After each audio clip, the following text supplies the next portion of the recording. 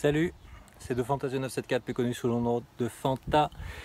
Bienvenue pour cette vidéo, malheureusement j'espère pas trop tardive pour vous, puisque je vais faire un petit peu l'état des lieux, le bain de sang des altcoins. Alors bien sûr, il y a des gens, ces derniers 15 jours, qui sont riches, qui sont devenus riches. On a vu des gens partager les screenshots de leur compte avec des millions dessus. C'était plutôt impressionnant. Et effectivement, c'est un peu la folie. Et je sais que parmi vous, par exemple, il y avait un mec qui voulait en savoir plus sur Ripple et qui l'a mis sur Ripple et ça a explosé. ETC n'a pas monté, et si vous êtes encore positionné dessus, j'espère que vous avez utilisé des ordres stop, comme j'ai dit en commentaire. Il faut sécuriser, il faut mettre des filets de sécurité. Quand vous achetez, ça ne monte pas à l'infini sans jamais descendre. L'ordre stop bien géré, attention, mettez visée large, parce que sinon vous n'arriverez pas à vendre la totalité. L'ordre stop peut sauver vos profits.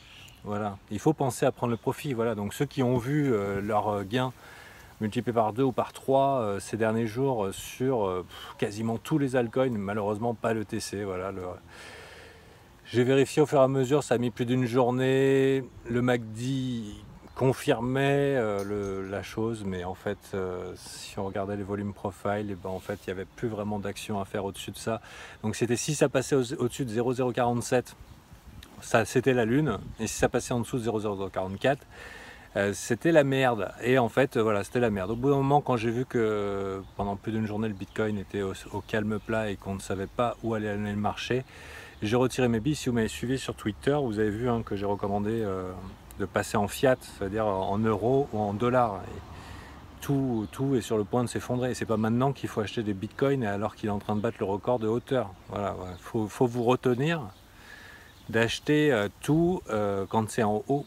Voilà, sinon vous allez en payer les frais.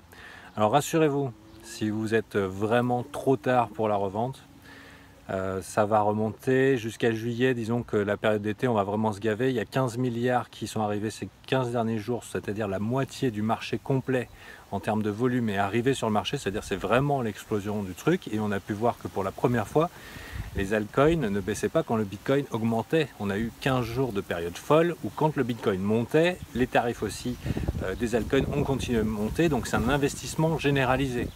Cependant, dans les marchés, les courbes ne montent pas à l'infini sur la Lune sans jamais redescendre. Voilà, donc si vous avez l'impression que vous êtes au-dessus de l'Himalaya ou que vous êtes dans une ligne verticale, sachez qu'en général, c'est là que les gens prennent le profit. Voilà, c'est pas là qu'on achète, voilà, même si c'est très tentant. C'est là où on se fait pigeonner, quand la ligne est verticale. Alors vous n'avez pas raté le coche, il va falloir respirer tout ça. Faut pas croire, les altes vont encore se casser la gueule plus que ça. Ils vont vraiment prendre très cher et c'est là qu'on va les ramasser à la petite cuillère. Bien sûr aussi, point d'entrée moi que j'évalue pour les prochaines semaines, pas court terme, mais les prochaines semaines pour le Bitcoin, pour ne pas rater la poussée vers la Lune qui nous attend jusqu'au mois de juillet. Je vous conseille d'attendre entre 1000 et 1200 dollars pour remettre dans le Bitcoin, pas en dessus. Voilà. C'est mon conseil, bien sûr, je ne suis pas un spécialiste et ça n'engage que moi. D'ailleurs, voilà, c'est comme je disais à un mec, ouais, j'ai tout mis, il me dit j'ai tout mis sur le truc que tu m'as dit. Non, non, ne fais pas ça, mets 5% de tout ce que tu as sur un truc en particulier, et si jamais tu perds tout, tu perds tes 5%, mais pas 100% de ton capital. Ne te fais jamais défoncer à tout perdre. Voilà, bien sûr, on ne joue pas au PMU, mec. Et c'est valable pour tout le monde, c'est très tentant de aller all-in sur un shitcoin. Ne faites jamais ça. C'est répartissez vos risques sur la somme totale, et comme ça, si vous perdez, les leçons se payent moins cher. Voilà, et c'est pas évident, bien sûr, de prendre ce genre de décision. Et si vraiment vous savez pas quoi faire, vous achetez un peu de tout et puis vous y touchez plus. Voilà. Et pendant 3-4 ans. Mais si vous voulez jouer avec vos sous, là c'est mal barré, il va falloir attendre une remontée.